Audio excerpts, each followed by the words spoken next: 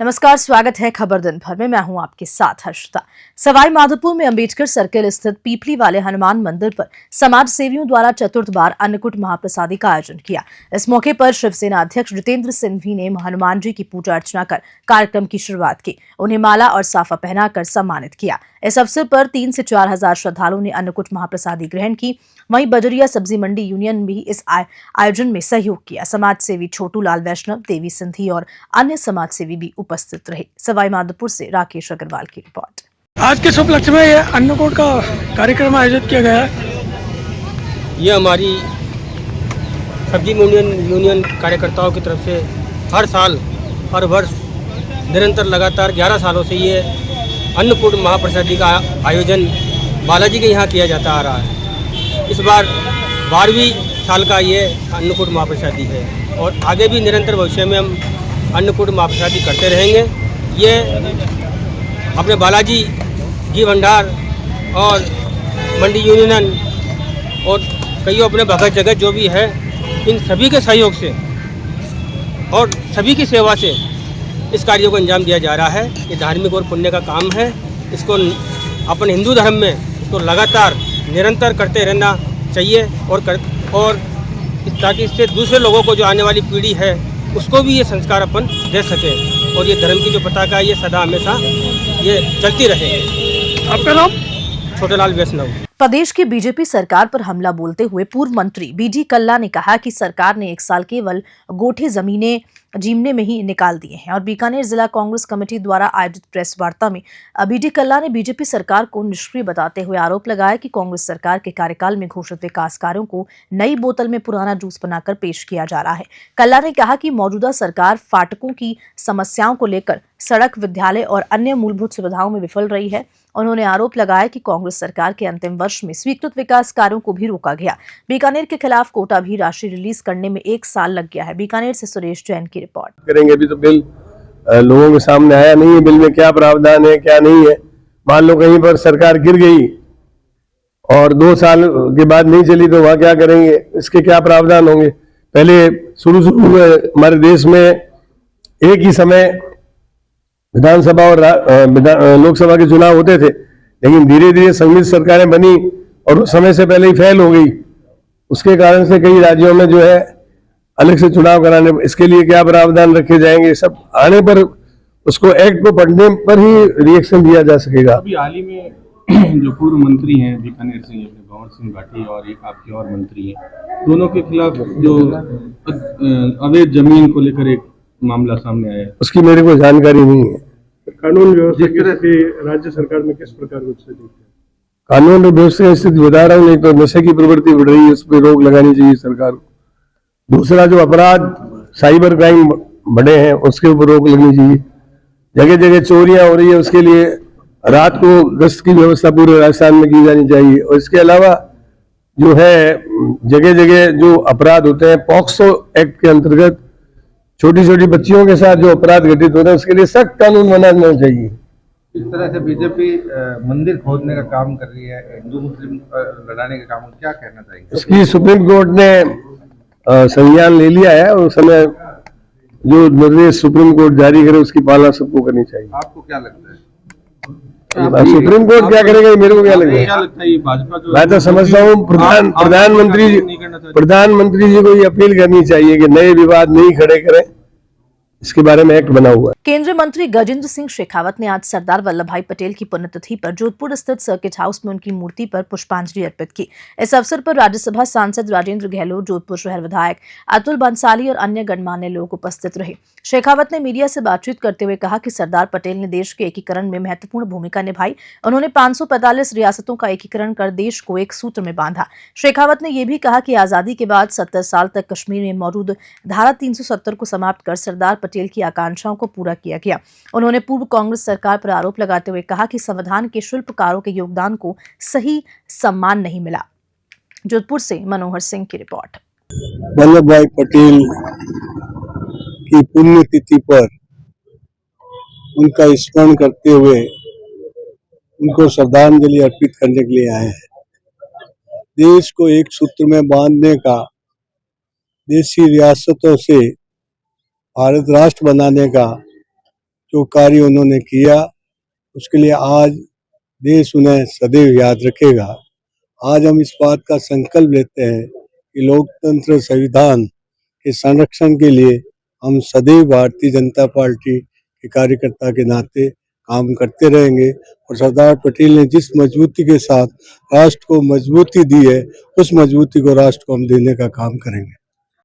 महिलाओं की सुरक्षा निश्चित रूप से हम सबके लिए प्राथमिकता है और महिलाओं का सुरक्षा और सम्मान बढ़ाने के साथ साथ में सम्माननीय मोदी जी के नेतृत्व में हम महिलाओं के सशक्तिकरण से आगे बढ़कर के विमेन लेड डेवलपमेंट की दिशा में जा रहे हैं। भारत ने G20 की भारत की अध्यक्षता के समय जो नैरेटिव विश्व के सामने रखा था, इस पर भारत ने भी गति के साथ में काम किया और पूरा विश्व भी आज इस दृष्टिकोण से भारत के साथ। वन नेशन वन इलेक्शन पे विपक्ष बवाल मचा रहा है, क्या कुछ ये जरूरी है? देखिए, मुझे नहीं लगता कि अभी तक किसी ने इसको लेकर के कोई तीखी प्रतिक्रियाएं बहुत अधिक दी होंगी। कैबिनेट में पास किया है, एक बार पार्लियामेंट में आएगा, उसके बाद में पार्लियामेंट की चर्चा के समय देखेंगे। लेकिन निश्चित रूप से देश की आवश्यकता है और जिस तरह से चुनाव खर्चीले हो रहे हैं, चुनाव के कारण से समय का अपव्यय हो रहा है, चुनाव के कारण से विकास कार्यों में बाधा लग रही है और बार बार होने वाले चुनावों के कारण से इस तरह की परिस्थितियां बनती है। देश में एक साथ एक ही समय पर चुनाव हो, ये निश्चित रूप से वर्षों से देश के मतदाता और देश के चुनाव में काम करने वाले ऐसे सभी लोग, वो लोग सभी इस बात की अपेक्षा देश की सरकार से कर रहे हैं। हर साल की तरह इस सर्दी के मौसम में पीबीएम अस्पताल परिसर में रेन बसेरा शुरू किया। मारवाड़ जन सेवा समिति द्वारा की गई इस व्यवस्था के तहत अस्पताल आने वाले रोगियों के सहयोगियों के लिए बिस्तर, गद्दे, तकिया, रजाई और नाश्ते की सुविधा प्रदान की। खास बात तो ये है कि ये रेन बसेरा अस्पताल परिसर में स्थित है, जिससे किसी भी आपात स्थिति में रोगियों के परिजनों को तुरंत बुलाया जा सकता है। वर्तमान में 50 तकिए, गद्दे और रजाई उपलब्ध है और आवश्यकता पड़ने पर इनकी संख्या बढ़ाई जाएगी। बीकानेर से सुरेश जैन की रिपोर्ट।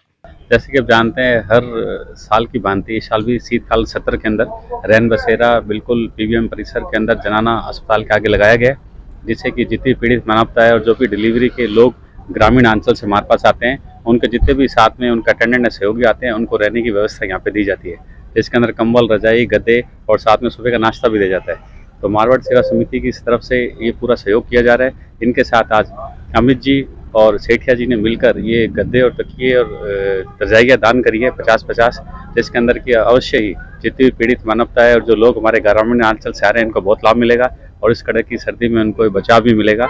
और बिल्कुल पास में जो कि अस्पताल के पास जच्चा बच्चा बाट के बाहर ये जो लगा है परिसर, इसके अंदर उनको आपस में समन्वय बना रहता है और जब भी कोई दिक्कत भी होती है तो जैसे ही कॉल आता है वार्ड से या लेबर रूम से, तो फट से जाकर मिल भी सकते हैं। तो निकट में इतनी भविष्य के अंदर इतना और इसके चीज़ें बढ़ सके, कर सके, इसके अंदर इन्होंने आश्वासन दिया है कि आगे भी इसी तरह का प्रयास रहेगा और ये सहयोग करते रहेंगे। भारतीय जनता पार्टी के राष्ट्रीय प्रवक्ता गौरव वल्लभ ने जोधपुर के सर्किट हाउस में प्रेस वार्ता को संबोधित करते हुए राजस्थान सरकार की उपलब्धियां बखान किया। पेपर लीक मामले में उन्होंने कहा कि सीएम भजनलाल शर्मा ने एसआईटी का गठन कर माफिया के खिलाफ कार्रवाई की और आरोपियों को गिरफ्तार किया। साथ ही भजनलाल सरकार ने हर साल 1 लाख युवाओं को नौकरी देने का वादा निभाया और एक सप्ताह में 72,000 सरकारी नौकरियों की भर्ती प्रक्रिया शुरू की। गौरव वल्लभ ने निवेश आकर्षण पर भी बात की, बताते हुए कहा कि भजनलाल सरकार ने 35 लाख करोड़ रुपए से ज्यादा के एमओयू साइन किए। उपचुनाव में बीजेपी की जीत पर, परिवारवाद, भ्रष्टाचार पर कांग्रेस की हार को उन्होंने महत्वपूर्ण बताया। जोधपुर से मनोहर सिंह की रिपोर्ट। तो ट्रेनी सब इंस्पेक्टर्स को पकड़ा, उसमें से कुछ लोग आपकी जानकारी, आधे से ज्यादा नहीं, कुछ लोग 15 से 20 के बीच में, उन लोगों को कोर्ट के तहत, न्यायिक प्रणाली के तहत वो बाहर आ गए। तो न्यायिक प्रणाली में सरकार अपना इन्वॉल्वमेंट नहीं कर सकती। वो न्याय व्यवस्था के तहत जो निर्णय कोर्ट कर रही है, वो कोर्ट अपनी न्यायिक व्यवस्था के तहत करेगी। पर मैं आपको और आपके सारे दर्शकों को और पाठकों को यह विश्वास दिलाना चाहता हूं, एक भी पेपर लीक का आरोपी और एक भी ऐसा अधिकारी जो पेपर लीक के कारण एसआई बनाओ, आरएस बनाओ, भले उसके पापा का, मम्मी का कुछ भी सरनेम हो, भले उसके जीजाजी और मामा जी का सरनेम कुछ भी हो, भले उसके काका जी और चाचा जी भले किसी भी पद पर हो, उसको बख्शा नहीं जाएगा। और जो पेपर लीक करा के अधिकारी बने, उनको जेल में जाना पड़ेगा। कई लोग बाहर घूम रहे हैं, मुझे पता है, अभी भी कई लोग बाहर है। अभी 2 ही आरपीएससी के मेंबर जेल के अंदर है, कई और जो इसमें लिप्त लोग हैं वो बाहर घूम रहे हैं। पर कानून के तहत एक भी व्यक्ति को बख्शा नहीं जाएगा और न्यायिक प्रणाली में सरकार अपना हस्तक्षेप नहीं कर सकती। मान लिया सरकार फैसला क्यों नहीं ले पा रही है, 1 साल हो चुका है। आपने कभी ऐसा आज तक कोई भी राज्य में सुना? मैं राजस्थान की नहीं, मैं दुनिया के कोई भी जगह की बात कर रहा हूं कि कोई पेपर लीक करा के आरोपी पद पर बैठ जाता है, उसको पद से निकालकर उसको जेल में डालने का काम भजनलाल शर्मा जी ने किया।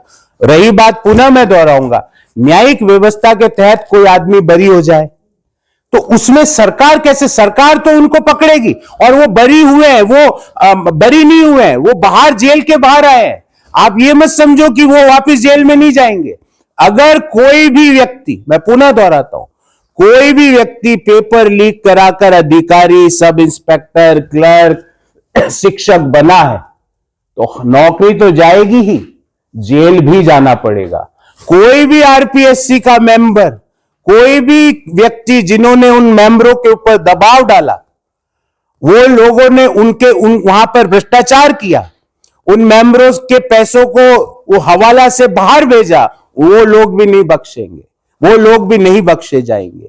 पेपर लीक का न्याय राजस्थान के हर युवा को, कि पिछले 3-4 साल में इतने पेपर लीक हुए, इतने पेपर लीक हुए और एक लाइन, ये इतने पेपर लीक हुए कि ऐसे ऐसे लोग हैं। अब मैं अभी बोलूंगा तो आप कहेंगे कि गौरव जी आपके पास क्या सबूत है?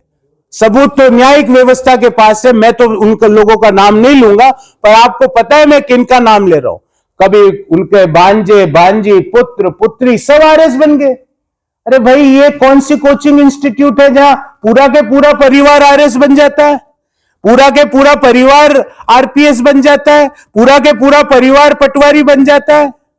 और ना केवल खुद के बेटे बेटी, भाई के बेटे बेटी, बहन के बेटे बेटी, ये सब लोगों के अच्छे दिन खत्म हो चुके हैं। सूरतगढ़ में रविवार को श्री शिवनंदी गौशाला में परिसर स्वर्गीय मनोहरी देवी और स्वर्गीय सूरजमल जैन की पुण्य स्मृति पर निर्मित पानी की लोकार्पण समारोह धूमधाम से आयोजित किया गया। इस अवसर पर श्री गंगाजल मिल ने इस परियोजना के महत्व और समाज कल्याण में इसके योगदान पर प्रकाश डाला। समारोह की अध्यक्षता अनिल धानुका शिवनंदी गौशाला समिति के अध्यक्ष ने की, जबकि गंगाजल मिल और ओम प्रकाश कालवा पूर्व नगर पालिका चेयरमैन ने कार्यक्रम में गरिमामयी उपस्थिति दर्ज कराई। संजय बैद ने प्रभावशाली मंच संचालन किया। कार्यक्रम के समापन और सभी अतिथियों और सहयोगियों का आभार व्यक्त किया गया जिन्होंने इस परियोजना में योगदान दिया। सूरतगढ़ से गोविंद भार्गव की रिपोर्ट। जोधपुर राजस्थान में पहली बार एक हेलीकॉप्टर के जरिए महत्वपूर्ण अंग, लीवर और किडनी आज एम्स जोधपुर लाए गए। ये कदम अंग प्रत्यारोपण के क्षेत्र में एक बड़ी उपलब्धि है। ये अंग झालावाड़ मेडिकल कॉलेज में एक कैडबरिक यानी कि मृतक डोनर से प्राप्त किए गए और शीघ्रता से लेकर उनकी गुणवत्ता और उपयोगिता सुनिश्चित की गई। आपको बता दें, डोनर 33 वर्षीय विष्णु प्रसाद 11 दिसंबर 2024 को झालावाड़ मेडिकल कॉलेज में भर्ती हुए थे।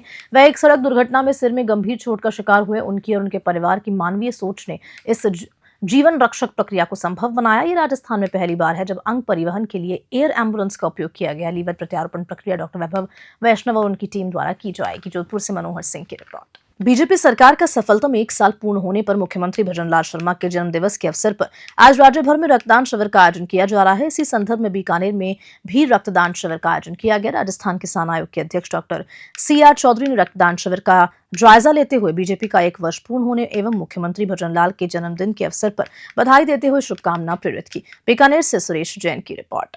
देखिएगा, आज हमारे माननीय मुख्यमंत्री भजनलाल जी शर्मा का बर्थडे है और जन्म दिवस पे हजारों की और लाखों की तादाद में आज पूरे राजस्थान में हर जिले में हर जगहों पे ब्लड डोनेशन कैंप चल रहे हैं और इस सिलसिले में आज बीकानेर में हमारे युवा साथी ब्लड डोनेशन के लिए आए हैं और बड़ी खुशी से और तन्मयता से वो अपना ब्लड डोनेट कर रहे हैं। ये एक बहुत बड़ा परोपकारी कार्य है, रक्तदान महादान वाला है और आज हमारी भजनलाल जी सरकार को सफलता में 1 वर्ष भी पूर्ण हुआ है।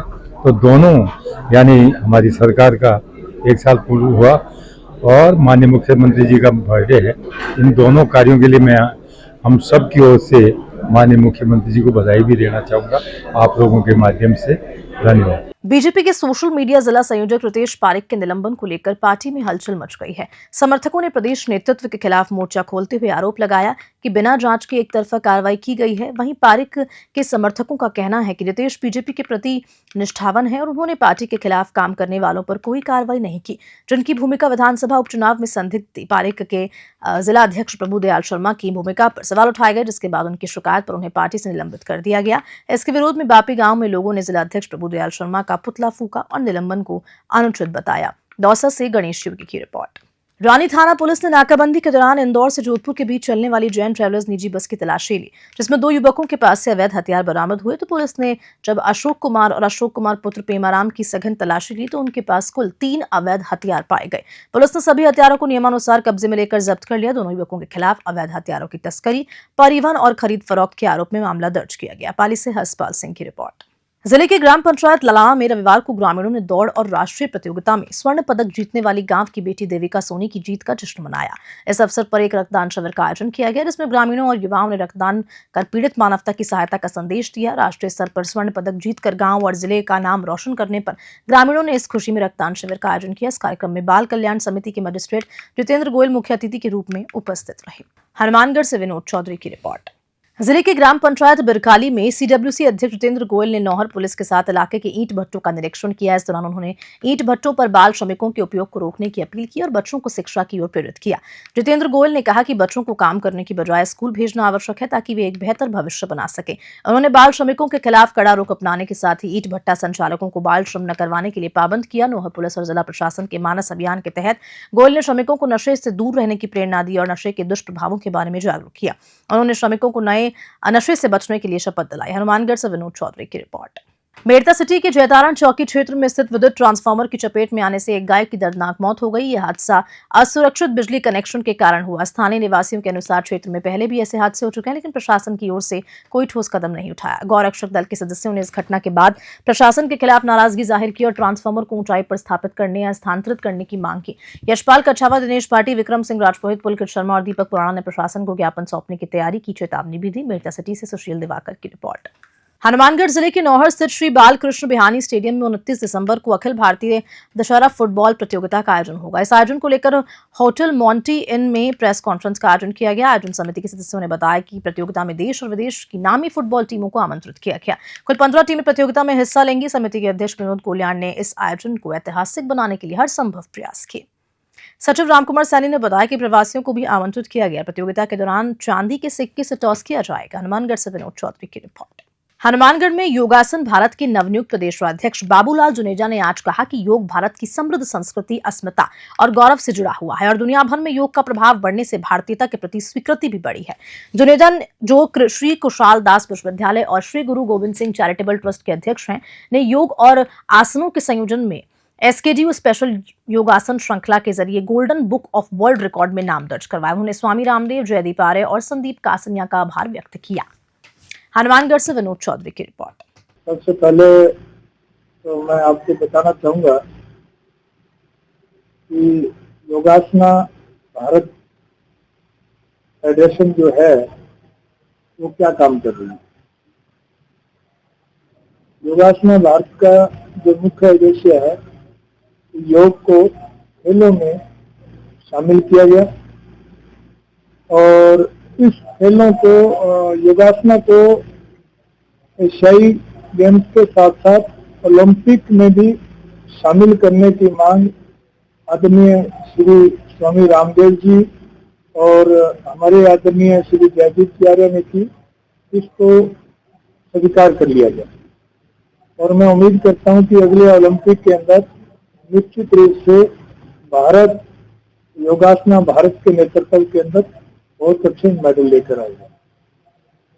राजस्थान के अंदर हमारा मुख्य उद्देश्य होगा कि राजस्थान सरकार से हम लोग मांग करेंगे कि जिस तरह से हरियाणा के अंदर योग का आयोग बनाया गया है, जिस तरह से हरियाणा योग आयोग है जिसमें हमारे आदरणीय श्री जयदीप जी आर्य साहब इसके अध्यक्ष हैं, उसी तरह से योग आयोग राजस्थान में भी बनाया गया और इसके साथ साथ हमारा प्रयास होगा कि विद्यालयों में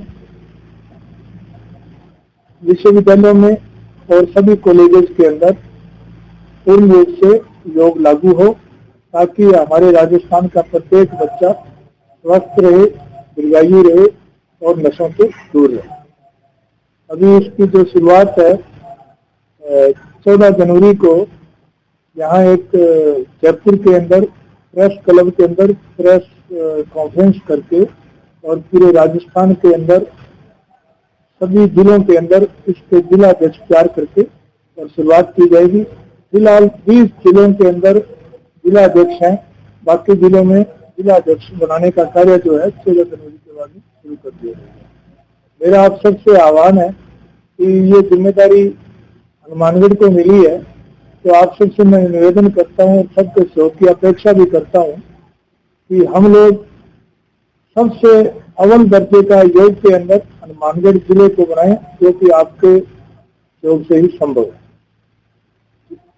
हनुमानगढ़ जंक्शन स्थित सामुदायिक भवन में रविवार को राज्य सरकार के 1 साल कार्यकाल के उपलक्ष्य में जिला स्तरीय अंत्योदय शिविर आयोजित किया गया। इस कार्यक्रम में राज्य स्तरीय शिविर का लाइव प्रसारण भी किया गया। शिविर में 54 पात्र लाभार्थियों को स्कूटी एवं 271 उपकरणों का वितरण हुआ। 4,519 श्रमिकों को 5 करोड़ 74 लाख रुपए की अनुदान राशि डीबीटी के माध्यम से हस्तांतरित की गई। पीएम आवास योजना और पीएम विश्वकर्मा योजना के तहत लाभार्थियों को किश्तों और ऋण का वितरण किया गया। सीएम भजनलाल शर्मा ने आयुष्मान आरोग्य शिविर अभियान और कालिका पेट्रोलिंग यूनिट का शुभारंभ भी किया। हनुमानगढ़ से विनोद चौधरी की रिपोर्ट।